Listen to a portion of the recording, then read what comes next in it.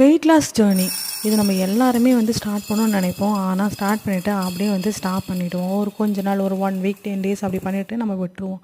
ஆனால் அப்படிலாம் இல்லாமல் இப்போ ஒரு வெயிட் லாஸ் ஜேர்னியை நீங்கள் இன்றைக்கி ஸ்டார்ட் பண்ணலாம், நாளைக்கு ஸ்டார்ட் பண்ணலாம் அப்படின்லாம் இல்லாமல் இதை பார்க்கும்போதுலேருந்து ஸ்டார்ட் பண்ணுங்கள். ஒரு சூப்பரான டயட்டு ப்ளஸ் எக்ஸசைசஸ் இந்த மாதிரி வந்து ஒரு வெயிட் லாஸ் ஒரு ஹெல்த்தியான வெயிட் லாஸ் ஜேர்னியை ஸ்டார்ட் பண்ணலாம். சரி, ஓகே. நான் இது நாளைக்கான பிரேக்ஃபாஸ்ட்டுக்காக என்கிட்ட இருக்க மொச்சை பயிறு, காராமணி, அப்புறம் டபுள் பீன்ஸு இந்த மாதிரி ஐட்டம்ஸ் எல்லாம் வந்து பார்த்திங்கன்னா நாளைக்கு பிரேக்ஃபாஸ்ட்டுக்கு எடுக்கிறதுக்காக இன்றைக்கி நைட் ஓவர் நைட் வந்து அதை ஊற வச்சு நாளைக்கு வந்து அதுக்கு லைட்டாக சால்ட் அண்ட் பெப்பர் போட்டு எடுத்துக்கலாம் அப்படிங்கிறதுக்காக இதை வந்து ஊற வச்சு எடுத்திருக்கேன்.